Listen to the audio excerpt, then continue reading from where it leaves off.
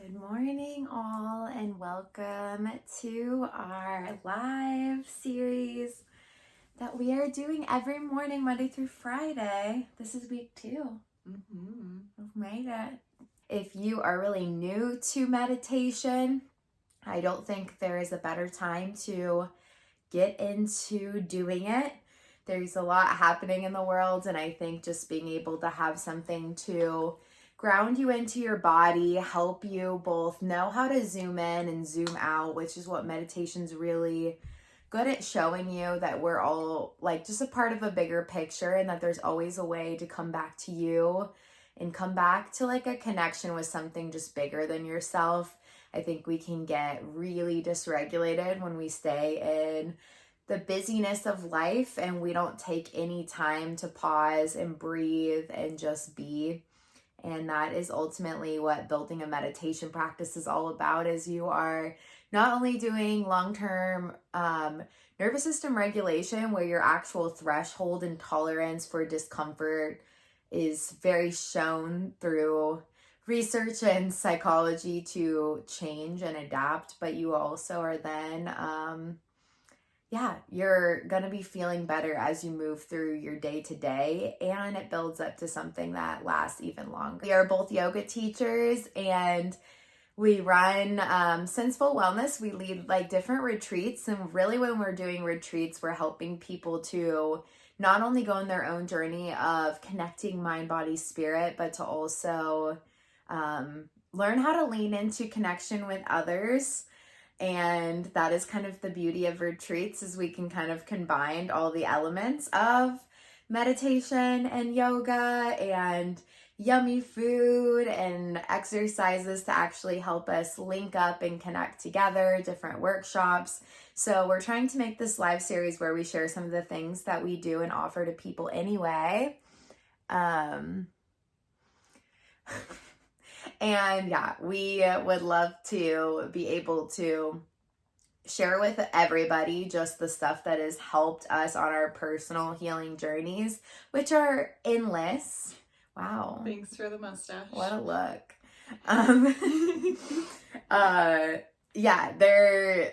The journey really never stops to healing, but what it ultimately is for is so that you will be able to feel like you are living your own life, that life isn't living you. You're not living from one reaction to the next. You're actually consciously moving through your day. And that is the big difference that I think comes when you really set your intention to live a more like conscious life. When you choose to live a conscious life, when you've been living on a sort of autopilot and you don't have any practices in place where you sit and reflect and you practice breathing and tuning in, it gets harder before it gets easier. Your nervous system, firstly, loves to keep you in the exact same patterns that it's comfortable with. That is step one. The other side of it too is not only do you want to stay and exist in those patterns, but it also is going to trigger up stuff that you have been trying to numb out and repress and not even look at.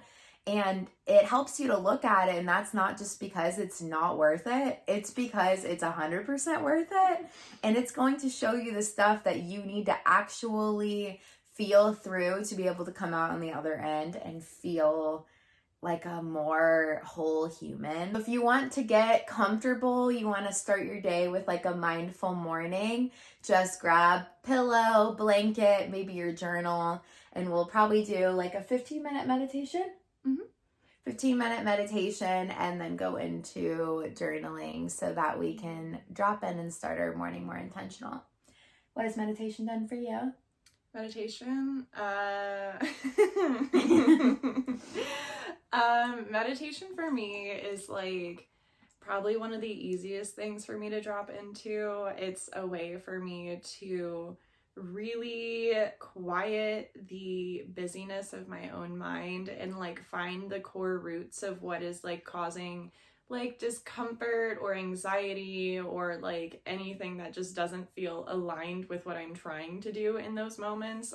Taking a moment even if it's just 5 minutes of meditation and just like finding my body, finding my breath, being very intentional and quieting my mind, it really helps with that, yeah, that busyness of life that comes through and the factors that we can't control, which I do struggle with, like not feeling like I'm in control. So when it comes to like life factors I can't control, meditation helps me like find myself again and remind myself that like this is just a moment in a very vast time and space, and it is okay. You are not dying. Your nervous system is just activated. Like yeah, so that's what meditation does for me, is just really brings me back to my core being.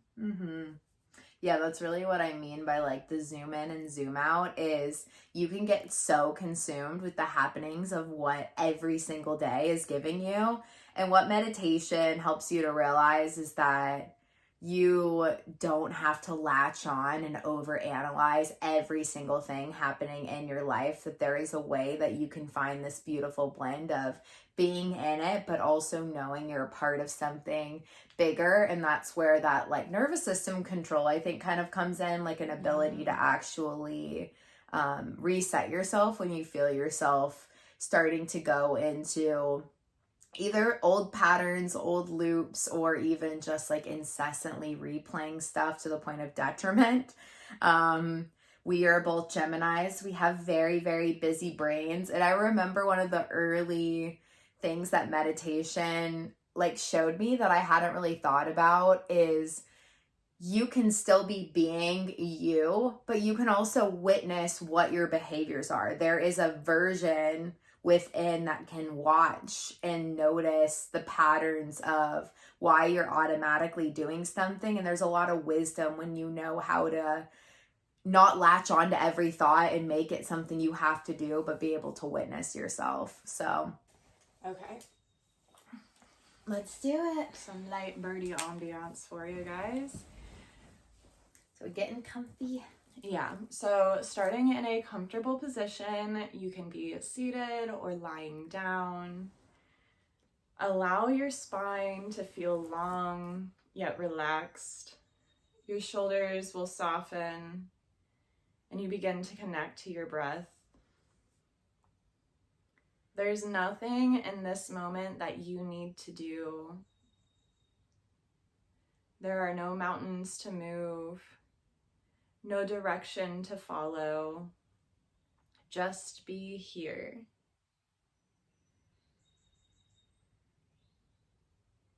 Notice your breath and inhale through your nose.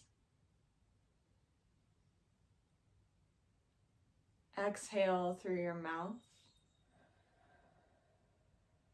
Do that a few more times, really noticing the expansion in your chest with every inhale. And as you exhale, soften more into your body.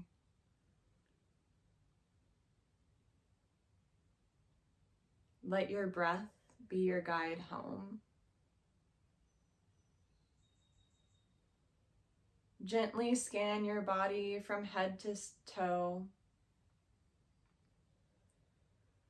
Start at the crown of your head and move slowly down.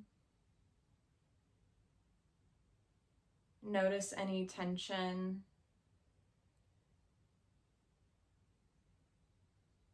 Notice any sensations you may feel in this moment. You're not trying to fix or change anything, you're just witnessing. Still connecting to your breath as you work your way down your body. Coming all the way down to your feet. Feeling the weight of your body on the earth.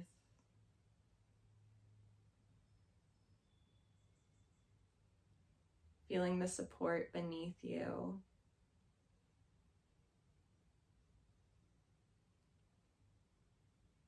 You do not have to hold yourself up alone.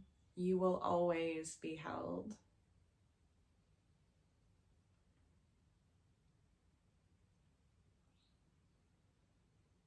As we move through this meditative practice this morning, let this quote echo through your mind. There are mountains you are carrying that you were only supposed to climb.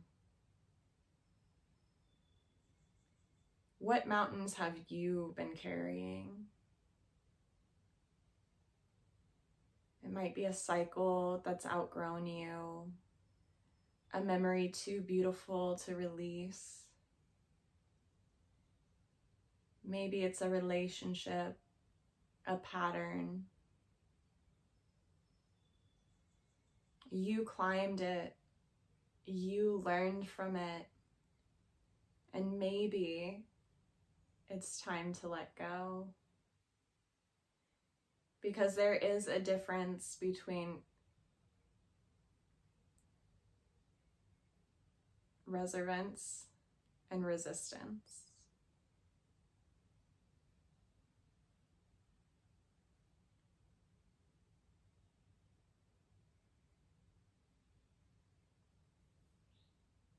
There are mountains you're carrying you were only supposed to climb.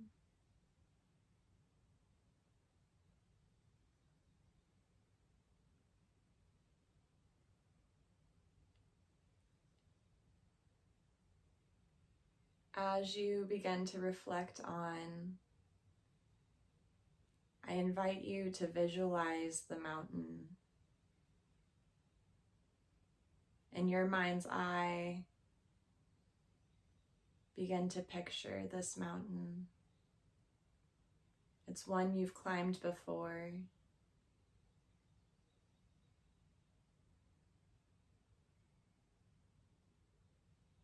Maybe it's symbolic, maybe it's real.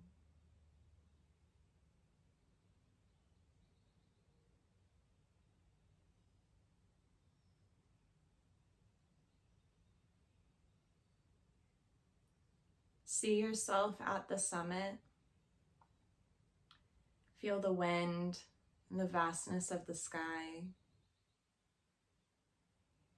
Take in the beauty of where you have been.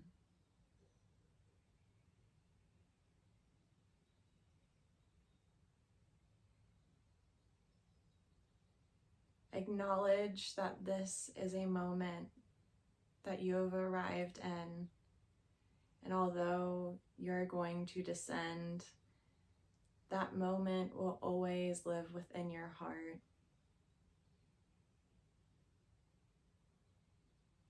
Now we begin to descend down the mountain, gently, lovingly, leaving the peak behind.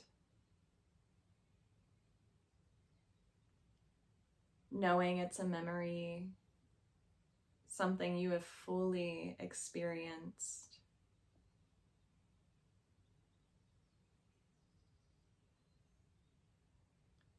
But we do not need to carry it.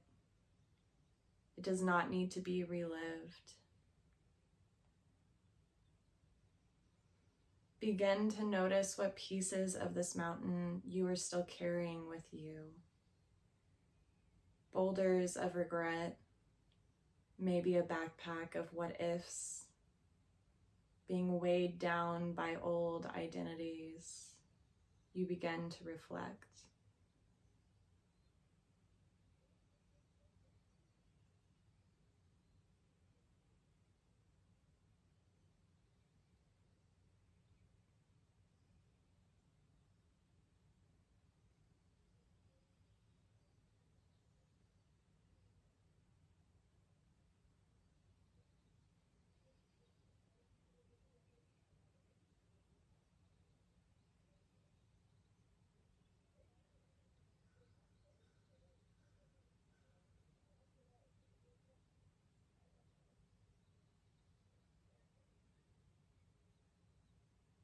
Breathe in deeply,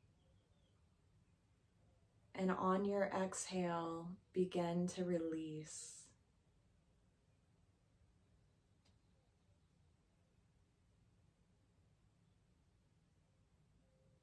Let your breath carry those pieces away one by one.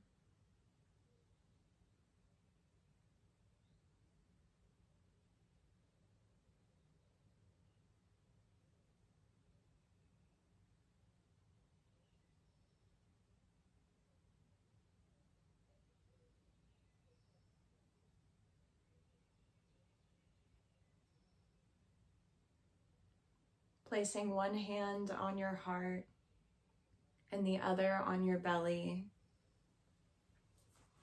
Feel your breath rise and fall beneath your palms.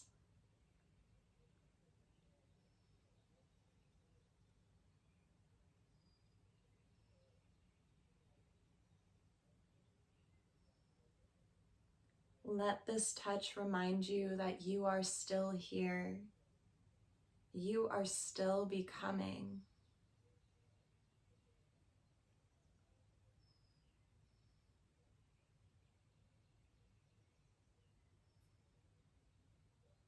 Now repeat silently or aloud the following affirmations. I do not need to carry what was only meant to teach me.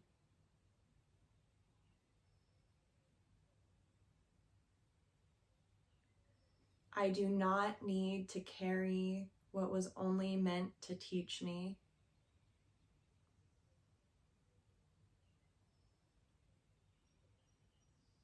I am allowed to move forward.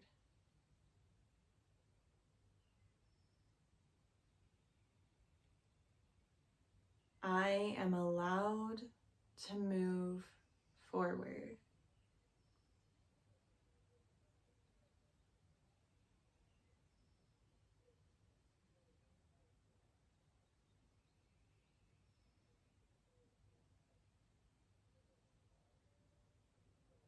I trust the next trail, even if I do not know where it leads.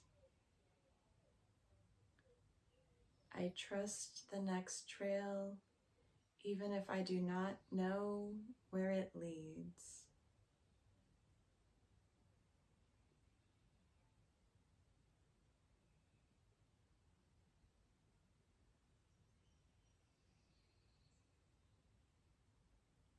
Let your breath move gently with each affirmation. Feel the weight begin to lift.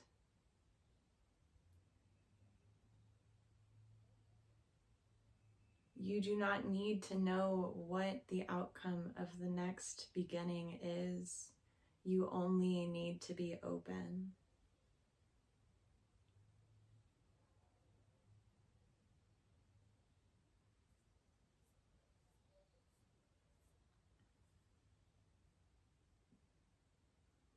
There are mountains you are carrying, you were only supposed to climb.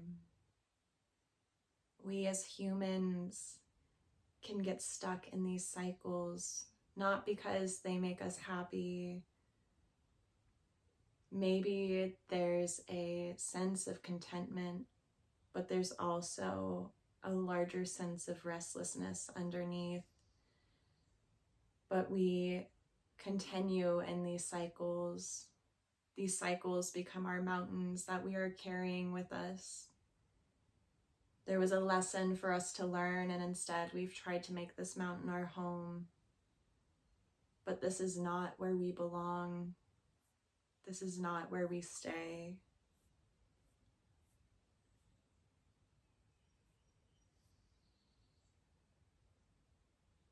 Now I invite you to rest in stillness.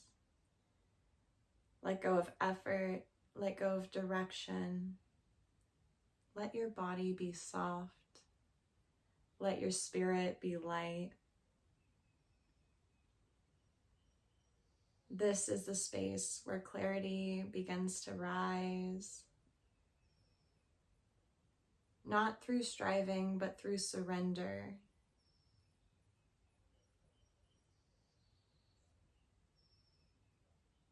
Ask yourself, what am I ready to put down today?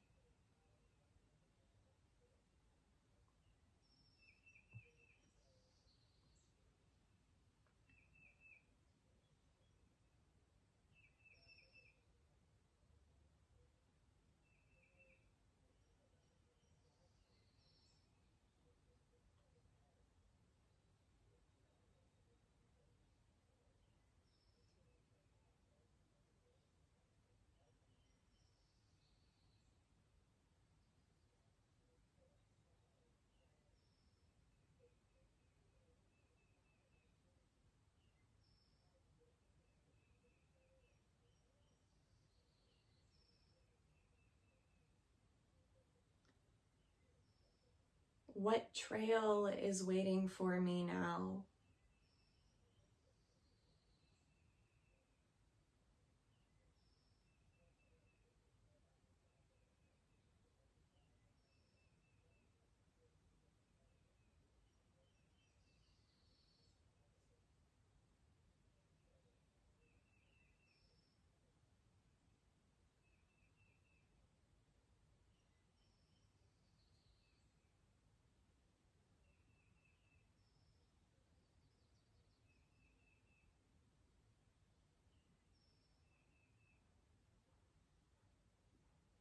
Know that that next path to that next mountain will rise to meet your steps. But you must first take the steps.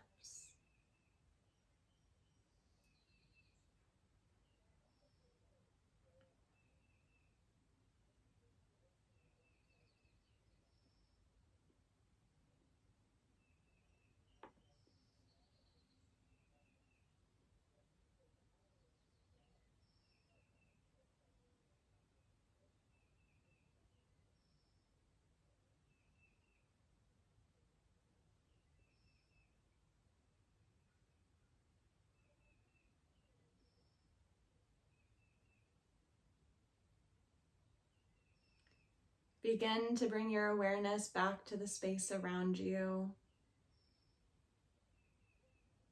Feel the ground beneath you.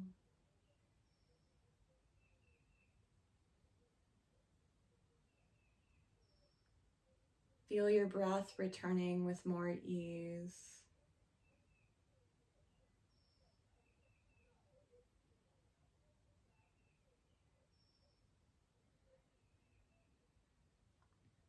Begin to wiggle your fingers and toes gently. If your eyes are closed, keep them closed for just a moment longer. You do not need to carry every mountain. You are only ever meant to climb, and then continue onward.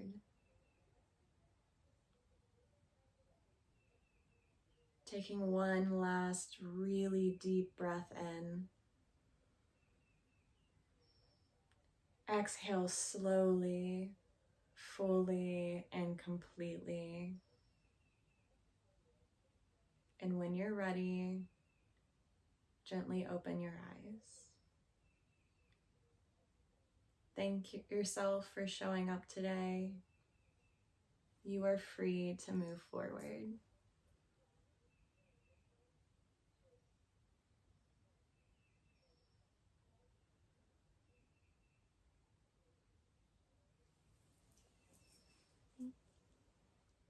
Yeah. If you guys have a journal, or maybe you want to pull up a note on your phone, I do have a few post-meditation reflection prompts for you. But before we get into it, I'll give you a second to write down anything that came up for you in your meditation.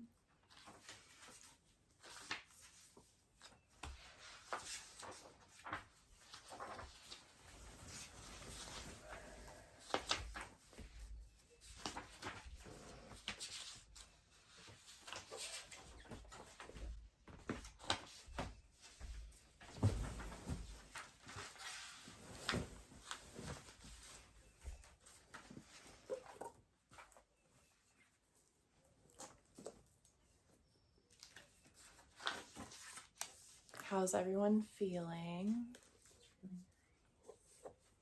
Thank you. So the quote that this morning's meditation was inspired by is actually the quote I was given when I opened Insight Timer this morning. So it felt like a collective message that we all needed to take time with and hold space for.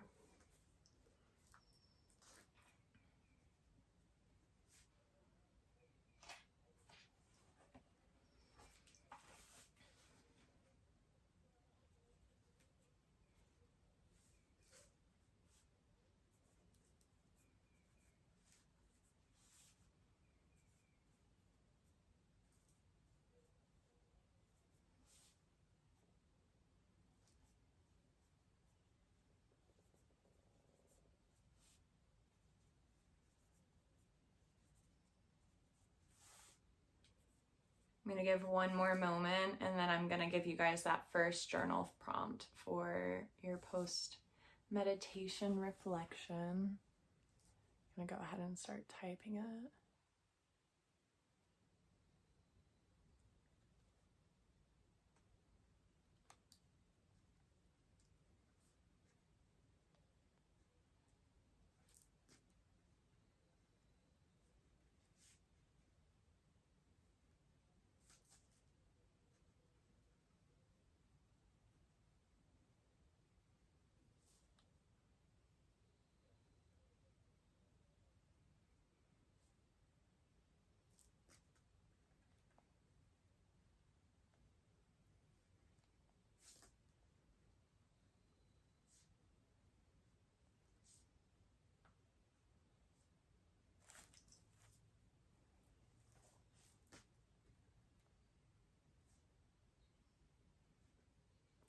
Thank you, Chris.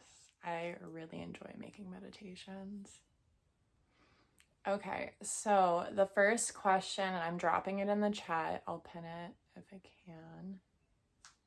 can, is what am I still carrying that was only ever meant to be a lesson and not a lifelong burden?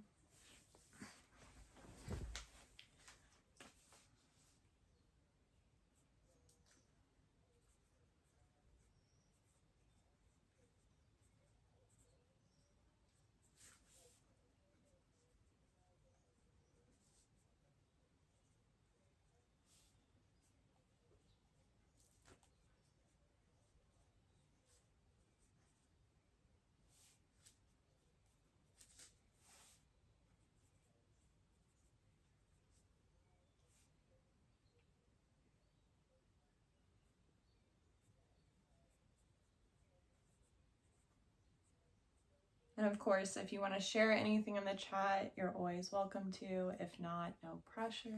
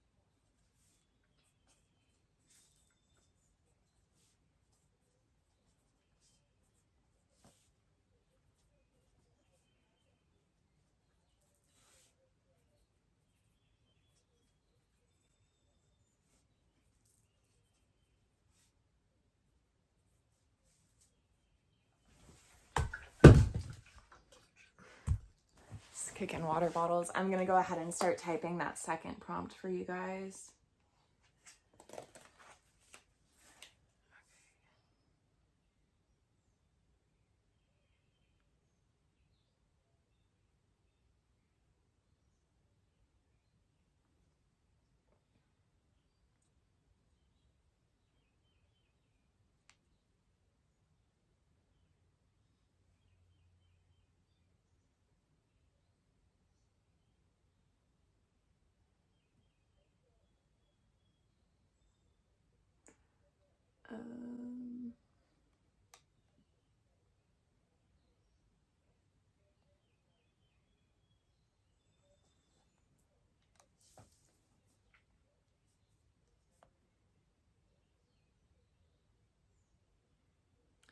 Okay, your next prompt is, what fears keep me attached to the familiar, even when it no longer nourishes me?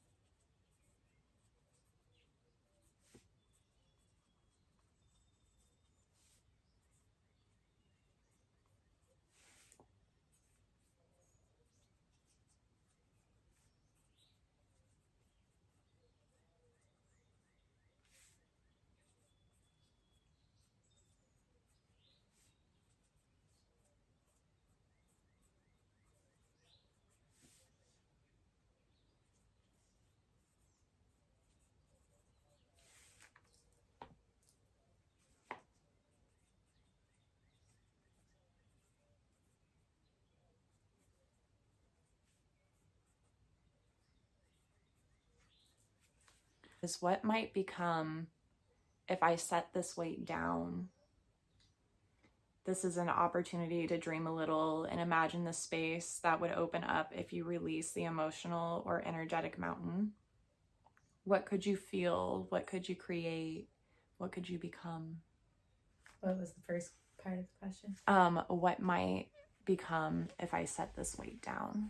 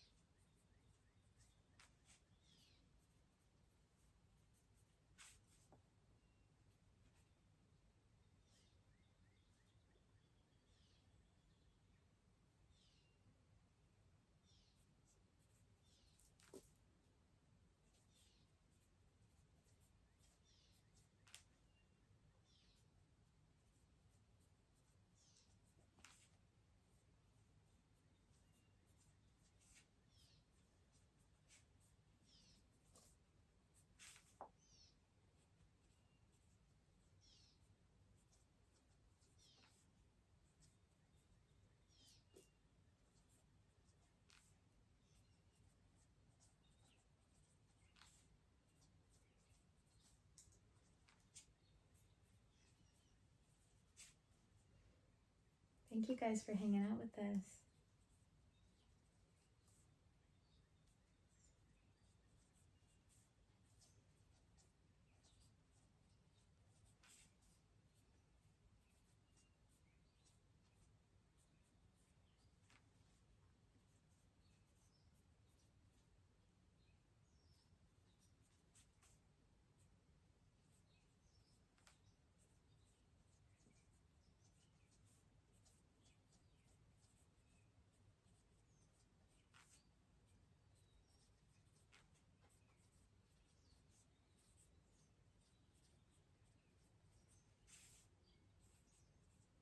Does anyone have anything they want to share? Anything that came up during their meditation? I'm just finishing a thought real quick. I'll share one of the like mountains that came up for me. I definitely was very, very much the one who had to do everything very independently from a very young age. I had to be the parent of my household. I had to parent my parents. I had to make a lot of decisions for my younger sibling, and all of that kind of fell on me because it was just a very emotionally kind of erratic yet also distant childhood household. So I had to claw myself like up the mountain of getting out of that circumstance and also being able to find my own way once I got out of my childhood household. So I have a very strong hyper independence, which comes with a lot of rigidity and control issues that I've had to work through because, yeah, my way is the most trusted way because I've also not had to rely on other people's way. I didn't have that as a resource, but obviously it gets very tired to carry every burden by yourself. And everyone's very deserving of people that can take, pressures and stress and weight off of them as well. I've worked a lot on practicing not only just giving but receiving a lot over the last 5-6 years, and just softening to love, not just holding in hyper strength when that's not even really a huge strength. So I think for me what also came up within that was not only relying on others more, but also just like building out connections that, diversify support and love and bigger expansion. And I tend to over isolate and do things on my own when I'm struggling versus put words to it, let people in, attempt to explain the feeling. Like I trust myself soothing over soothing with others, like 10 out of 10. And I've also tried to work on that a lot. So that feels like the biggest kind of thing to let go of for me. That was what I journaled. That feels really good. Good. As someone who watches that cycle. Yeah, I remember my therapist gave me a similar exercise of being like, what is in the backpack that you carry? Like, what is in there and why do you carry it like every single day? And I was like, I don't want to. My backpack is organized and it has everything. If I take everything out, I won't know what I have. I will like spiral. Like I have organized my backpack. I don't even care if it's heavy. Like I know what's in there. I know it's in there. It has its place. It has its zippers and its sections and its pockets. And she's like, that sounds really heavy. And the fact that you won't even like pretend unpack the backpack. We really gotta talk about the backpack. And then it's so funny, in one of my journals we ended up like verbally doing a lot of it, but she was like, I want you to do an exercise, and via scene in one of my journals there's just a picture of a backpack that I hand drew and then never took a damn and then thing it's out. Blank. Jen thought about it for 2 seconds and then was like, I really don't want to repack this bitch. I was like, I don't want to do the backpack. And then I showed my therapist and she's like, no, we didn't do that exercise.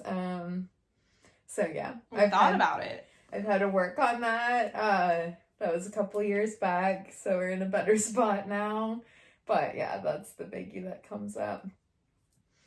How did the meditation and journaling prompts feel to you guys? And if you have questions, regardless of when you popped in, we were like just sharing that ultimately what we come on here to do is to share different layers of our healing journey that we've both like consciously chosen to be on for the last like Yeah. almost decade for Yeah. me. Yeah, it's been a long journey. I think I really started I think I started most of my biggest unpacking starting like 2015. Same. Yeah, that was where it got the deepest. And yeah, I don't think you get to a place where all of a sudden, you are healed. That's never the point of saying you're on a healing journey. There's always another mountain. Yeah, but the healing journey is kind of a promise to yourself to continue to look at what's hard. Well, I think it's also a promise to yourself to continue to show up. Like, the reason this quote like spoke so deeply to me this morning, is just because I kind of feel like I myself like spent the weekend moving some mountains that I was holding on to and like not quite sure what to do with the energy. And I think all of us get, yeah, in these cycles where I hear so often, like friends, we all go through like the same cycle over and over again, and it feels like never ending, but we're also not letting certain parts of that go, and then we're cycling again, and we're wondering why nothing ever changes, but we're the one who also isn't really doing the work to make the change. And that's like all of us. Like it can happen so easy and be something very light. It can be something very heavy. But I especially a lot lately, like when I talk to my friends, like we're all disgruntled and we're all like very tired, but we're very tired of the same fucking thing over and over.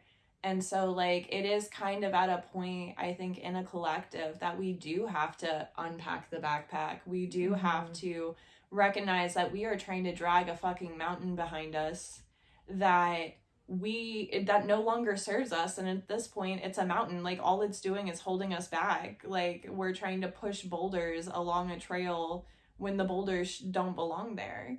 So I thought, like, it was just a really good time to kind of make space this morning for kind of a mental clearing and energetic clearing. And even if you do the meditation and you see what comes up and you find yourself back in the cycle, like it's just an opportunity to move forward.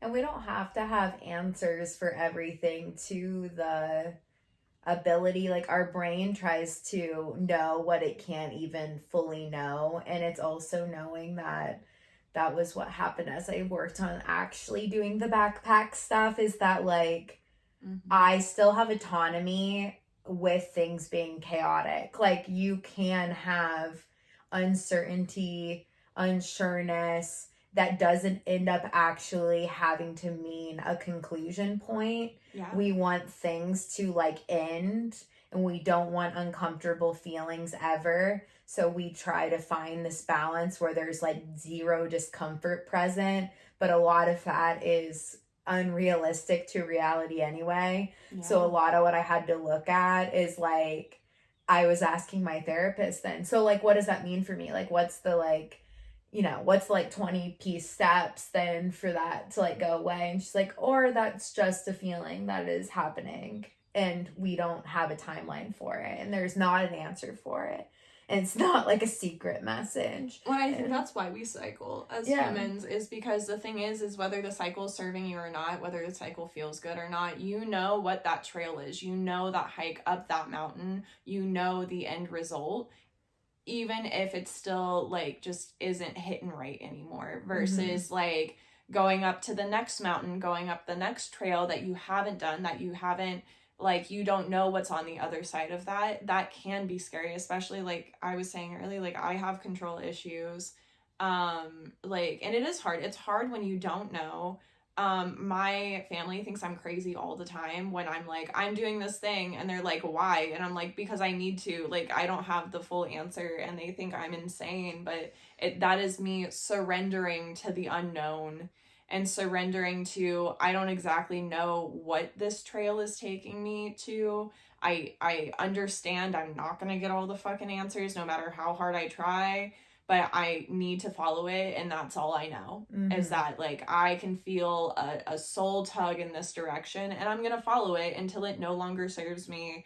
And then hopefully I haven't found a cycle within that where I won't want to let go and I can move on to the next thing. Like, we are such expansive beings, and I feel like you know, and it's totally fine if you get to like 20 and you find a cycle of life that you're like content in, but some of us I think are meant to like continue expanding throughout the entirety of our lifespan. And I definitely feel like I'm one of those people, especially being Jupiter ruled. Like, I just don't think I am ever going to be allowed to just sit back and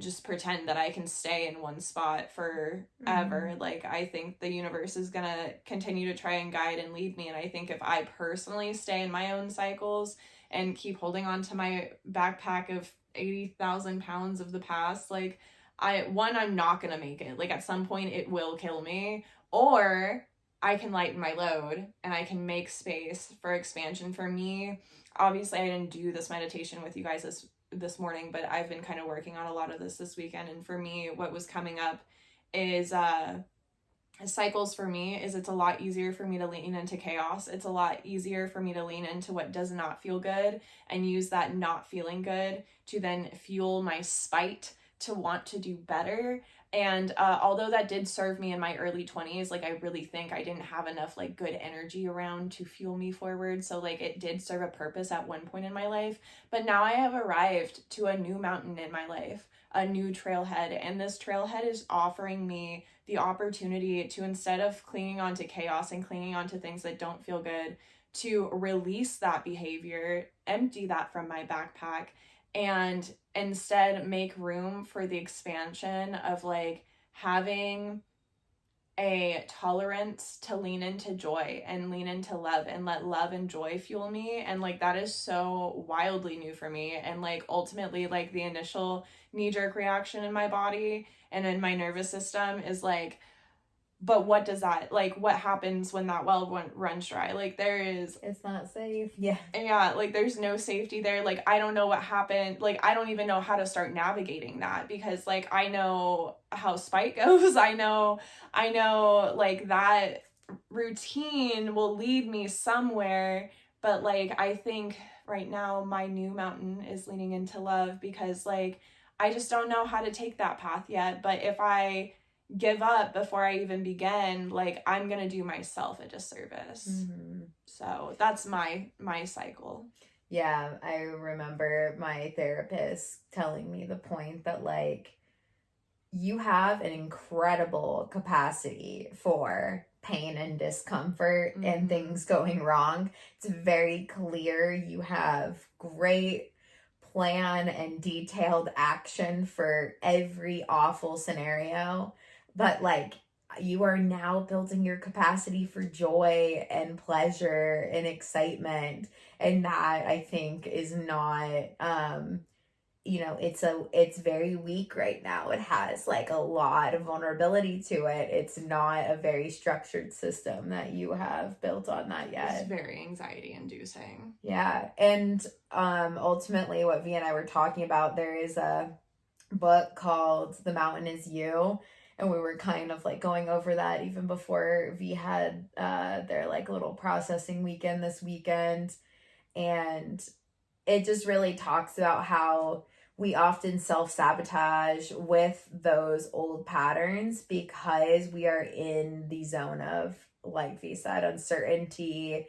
It's something uncomfortable and new, so we try to pull from our arsenal something we already know. Yeah. And in a way, it doesn't even necessarily match the current scenario.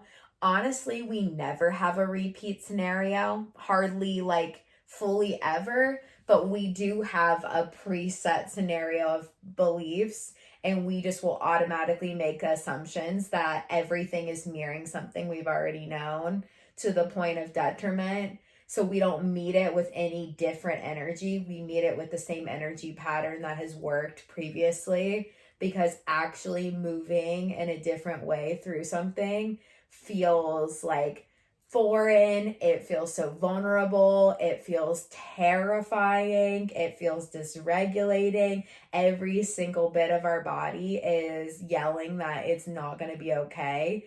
And this is just a little side point, but this is where I get so mad at the spiritual and wellness world for saying like, move towards what feels good to you. and it will light the way. When you are changing out of toxic patterns, it does not feel good at first. Like, it feels terrifying.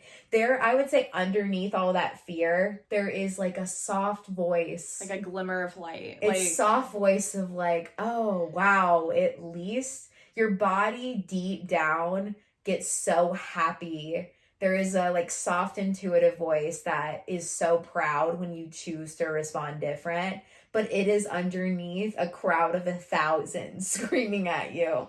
Yeah. Like, you know? Unfortunately, my nervous system does not know the difference between setting a boundary and being like respected versus being at war. Yeah. So, one of the like quote affirmations I think we've been bouncing back and forth since this move has been, it's hard not because you're doing something wrong, but because you're doing something right. Mm-hmm. And then I love Glennon Doyle. Untamed is like Mom. like a such a comfort book for me. And in Untamed, like one of the biggest things there is like we can do hard things. Mm-hmm. We can do hard things. Yeah. And like do the shit that scares you. That's what started my journey back in 2013. I didn't start taking it seriously till 2015, but like my journey started with I'm afraid of everything. Everything that is in my path terrifies me. And I was just so tired of living in fear every single day. So I made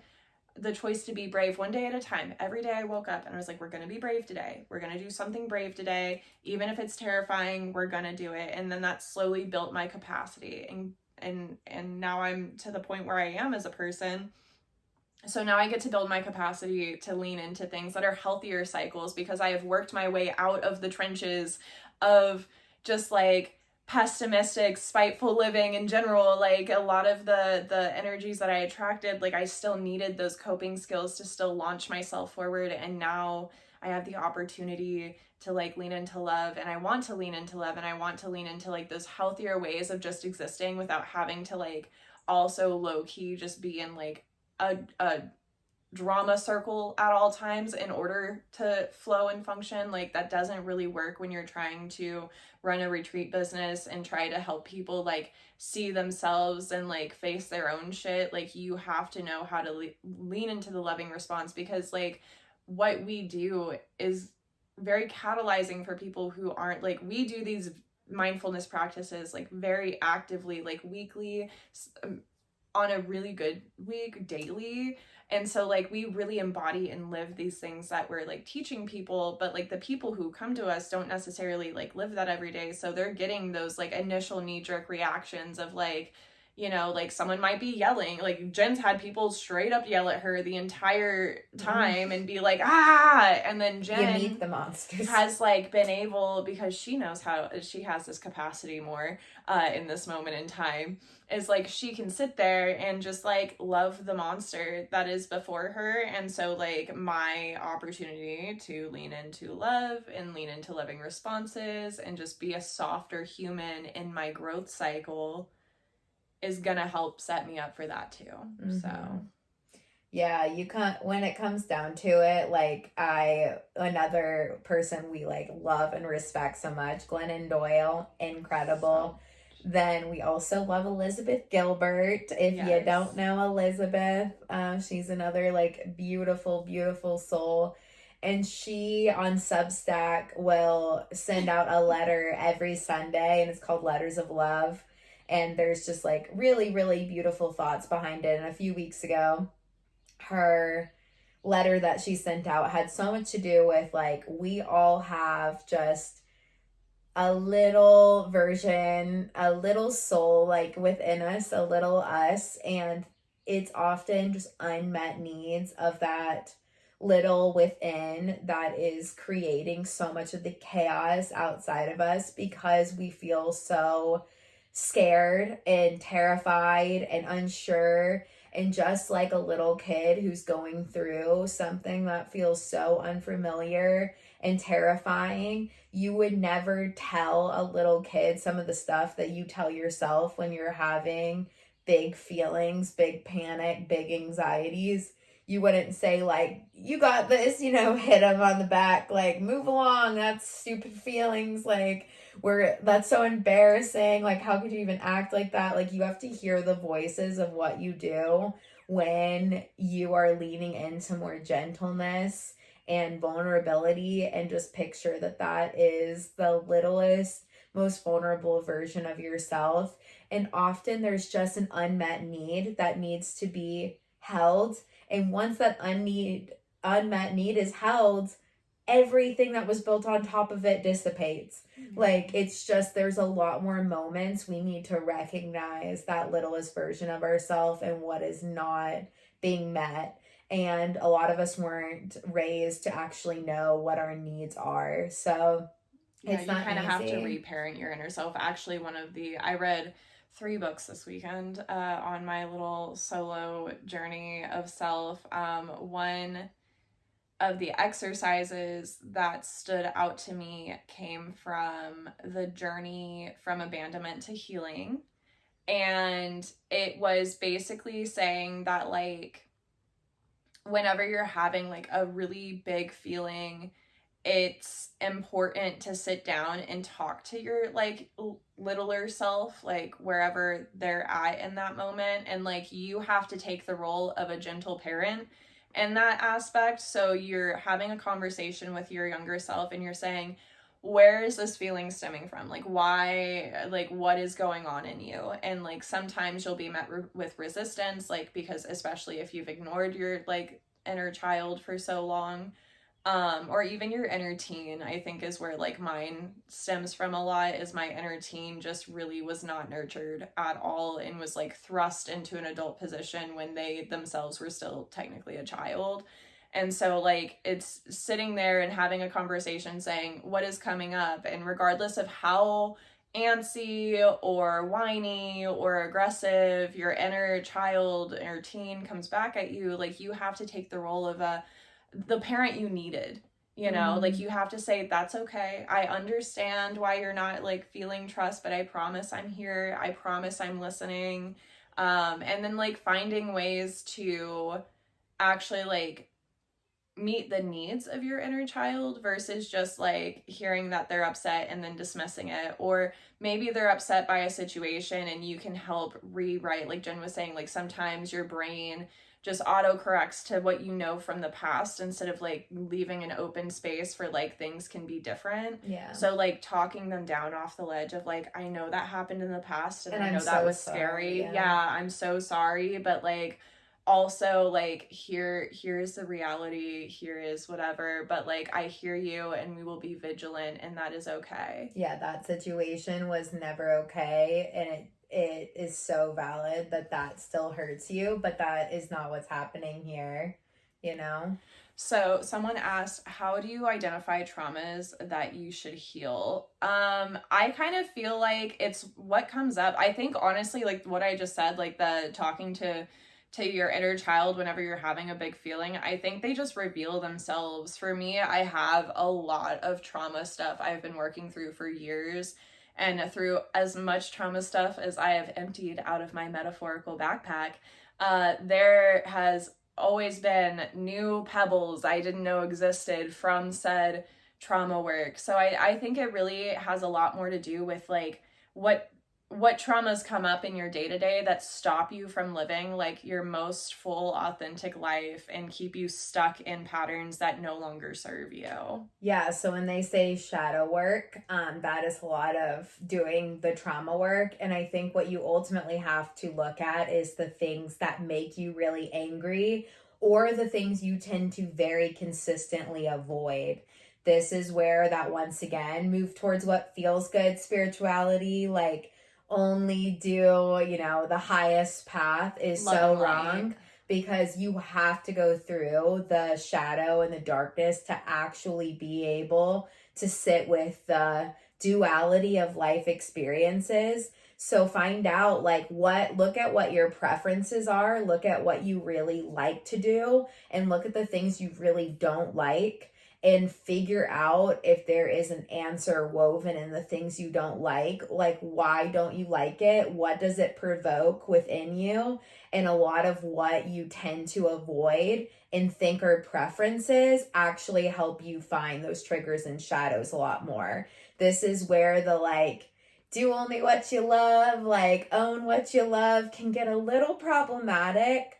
Not saying that we can't have personal boundaries, but I think our preferences can become so rigid that we also stay in comfort zones because of those preferences and never work outside of it. And you can't control the world to your preferences. So ultimately, if you are so preference driven and positivity driven that you only stay in those, every single time you exit the world, you're at high risk of really hurting other people. Well, and also, too, that's not very regulating to your nervous system. We've talked about this a lot last week. I'm sure it'll come back around this week. Like, your nervous system, at the end of the day, no matter how woo-woo you are, or if you're like a more scientific brain, your nervous system is the central point of all of that. And if you only lean into like positivity and love and light, and it's not that we can't have space for that, like obviously, like I was saying, like my path is telling me you need to lean into a little more love and light more, because I'm a little too comfortable with the shadows. Yeah, like I'd rather sit there all day and talk about all the things that I need to improve and then hyperfixate and read and go through all the work. But we are not pleasure seekers, we are pain seekers. Masochist, maybe. Virgos. But anyway, so if you stay in just the positivity all the time, what happens is you get into a space that has an ounce of shadow, an ounce of uncomfortable feeling, and your nervous system goes into shock. It's like going from a sauna and jumping into a frigid lake. Like your body just doesn't know what to do with that. So, and that's the Attica brain a lot, is when you're in really heightened passive addiction, you often are really wanting pleasure only. I think we have maybe a couple more. Yeah, it says, so should shadow work be done with meditation and journaling? Is a great start. I'm gonna throw a subtle plug out here, but there are plenty of free resources on the internet, and I'll get to that in a second.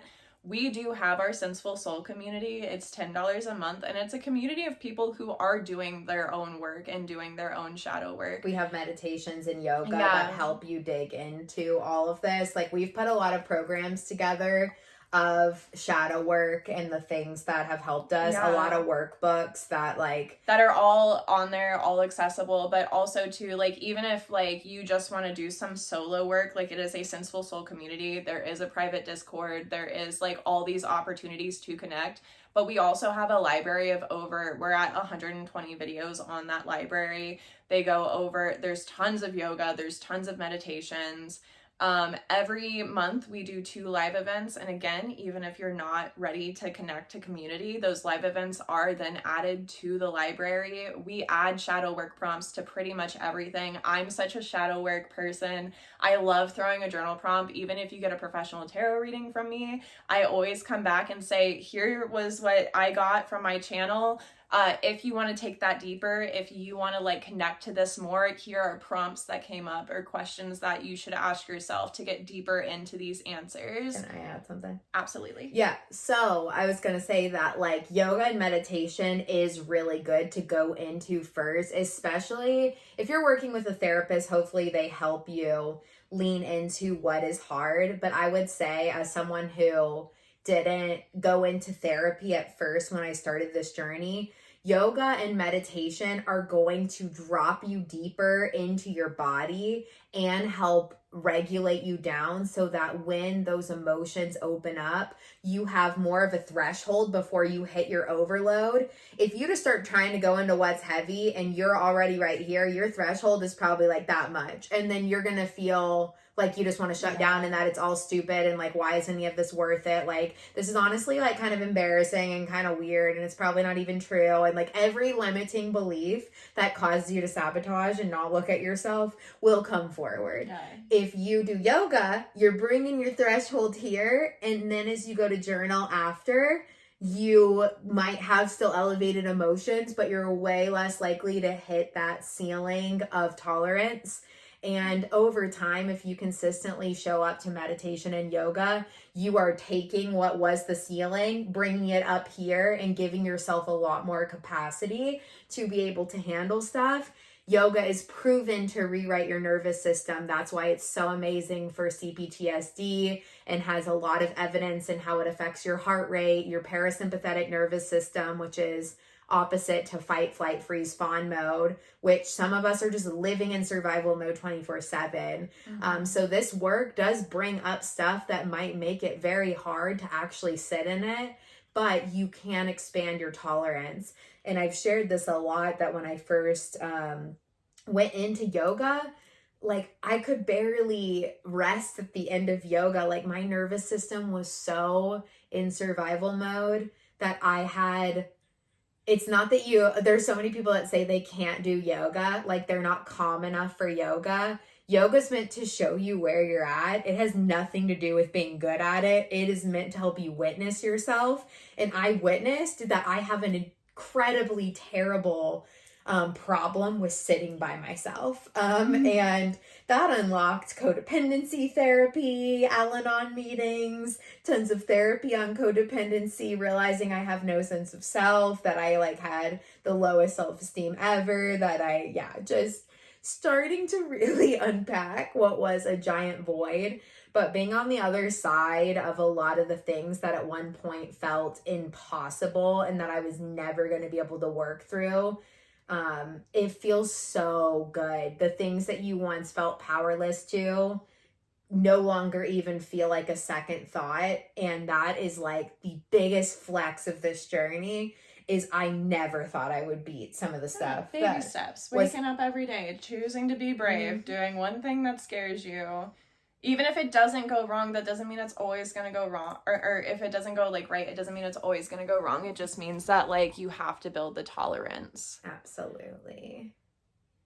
Future marriage and family therapist, so happy to be here. This is Jumpstarting My Week. Welcome. Beautiful. Chris said this is one of the reasons if you do talk therapy, they ease you in. You can't just jump tracks.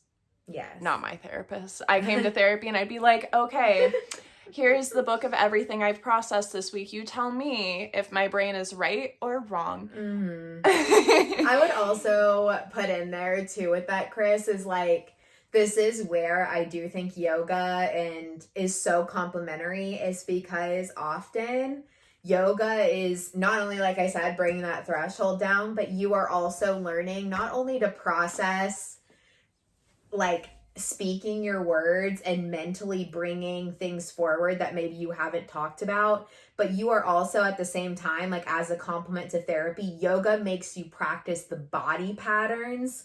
Because you will see the most shut down people, you can feel it in their auras. Like they are usually hands crossed, head down, like very tight. There's like a literal physical shutdown you can see in their body, versus what happens when you go into yoga is you practice expanding the spaces you don't normally like want to expand, and it already unlocks stuff even without needing the words. And that there is a blend to that. Like I think that's where yoga just checks off so many boxes. That's why I'm such a big promoter of it.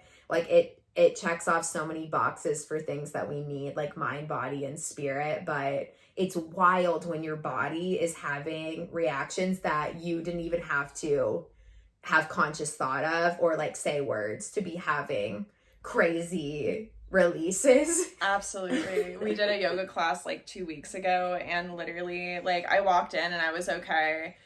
Maybe like 3 seconds into the practice, like all we did was breathe together. Everyone just took a couple deep breaths in and out, and I started crying. I cried through the whole yoga class. Yeah, like, you don't think it's gonna be that necessary. You get on the mat and you're like, I don't, but like, do I even need this? Like, I don't. It's well, no, I knew I needed the movement. I thought that was fine. Just gonna stretch. I'm just gonna move my body. I'm just gonna get into my body real quick, and then my body's like, actually, we're gonna cry for an hour and a half in a room full of strangers, and it's gonna be okay. What was that? Literally. Someone said, isn't sensual wellness more for women? No. Oh, absolutely not at all. It is a safe, inclusive space though. So like we don't tolerate like hate speech or like just shitty behavior, but like also too, it is an open, welcome space for everybody. Everybody is welcome. I think everyone needs healing. And I think the healing journey, you can't do healing all by yourself. There is a portion of your healing journey that is, I think, meant to be more solitude based. But especially like if you're in like a small town or like you're not surrounded by like-minded people, like Senseful Souls is just there for people who know they want community with people who are kind of on the same path that they're on. But the safety of like coming to and from when you actually like have the space to be there and not.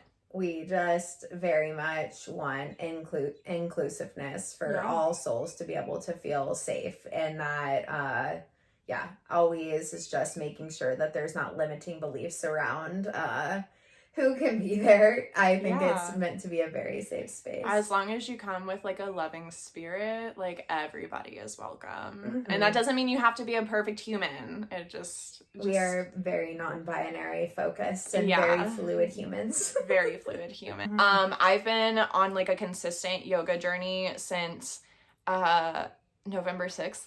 And I don't think I would have made it through the winter as put together as I was. Like I know that I'm very upfront and honest about like where I am mentally. I have not kept like a nice straight line of like I am feeling very stable right now. But what Jen was talking about like going to the mat and like if your threshold is here, like dropping into your body and making some room and space to actually like take care of some shit and then like meet that threshold again. Like that's what yoga does. Yeah. And then rest. And some days it's going to be really effective and you're gonna be like, oh man, whoa, I dodged a bullet. Some days it may not move the meter that much, but it's still the act of like showing up and the fact that you kind of chose yourself in that moment to like meet yourself on the mat and at least try versus know that you're on the brink of a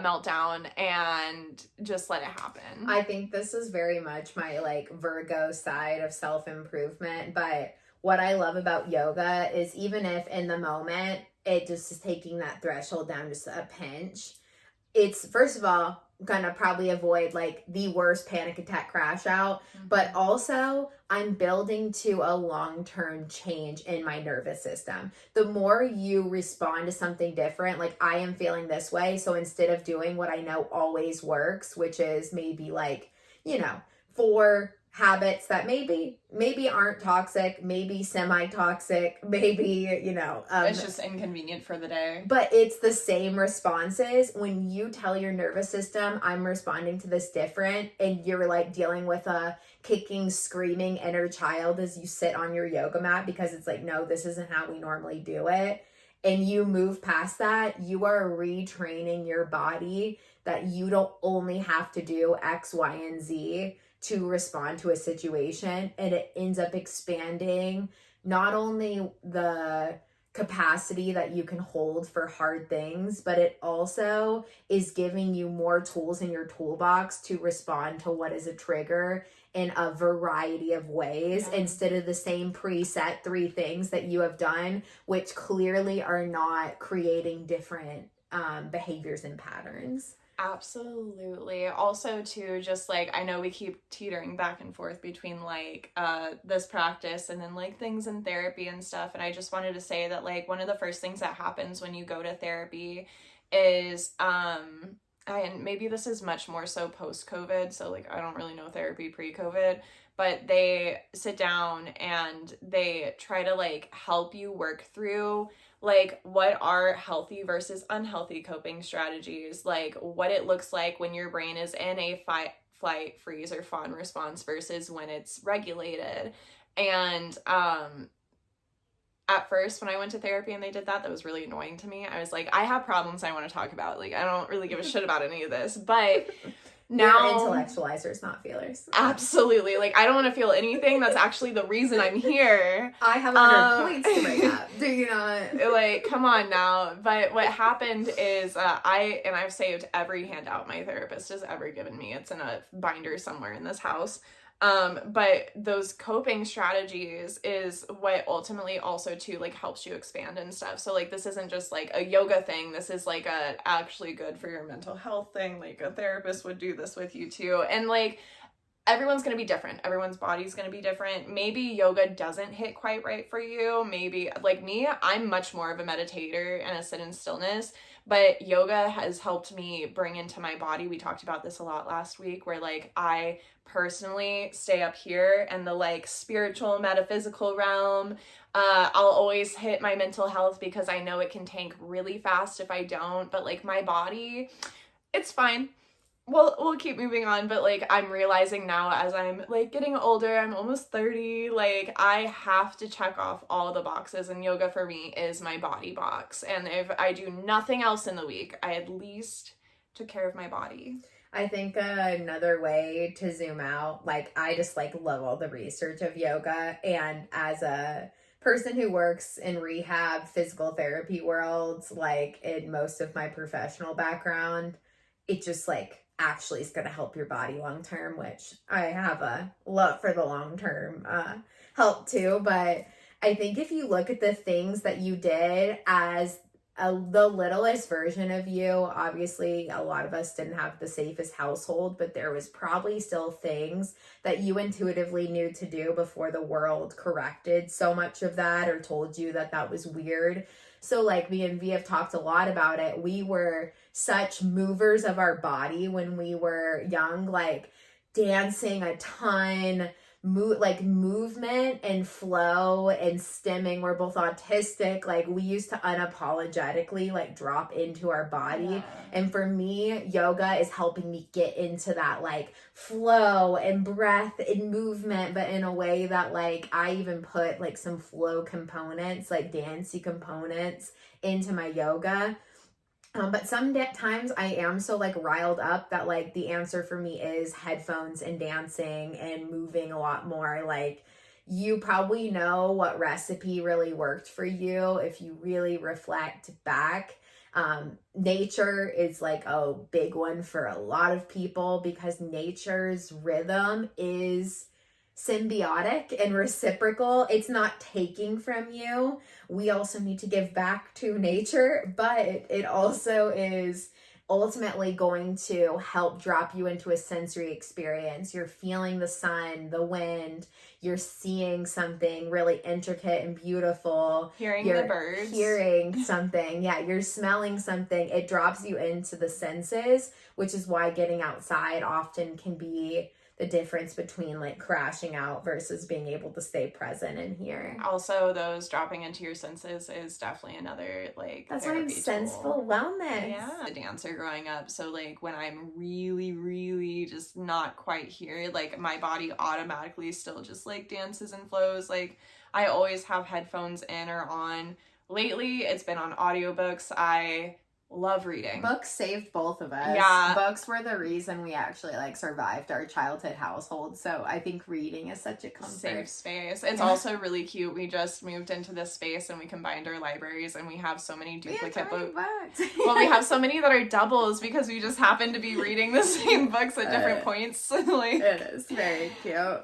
Similar brains. But yeah, no, but when I don't have an audiobook on, I usually have some kind of music playing, whether it's, you know, lo-fi or something that's like bilateral stimulation or just like having music on and just like letting my body wiggle it out. And like I was perceived yesterday on our porch. I didn't tell you this. So I was having one of these wiggle it out moments yesterday, and one of our neighbors was walking their dog and we like briefly made eye contact, but then I like very quickly just pretended like I didn't make eye contact because I was still in my wiggle, and I didn't stop my wiggle. I stopped the acknowledgement of being perceived. Like, but there's like a different version of me that would have immediately just like stopped dancing and like acted like nothing was happening and been embarrassed, but instead I was just like, no, like I really don't care if this is the neighbor I am. You could have inspired her to go home and dance. She inspires me to eat an apple every day. We have this one neighbor that every time she walks her dog, she's eating an apple, and I'm like, what a productivity stack. Like, I'm gonna walk my dog, so I'm gonna eat an apple. So real. So real. Big love to all of you, and we'll talk soon. Bye.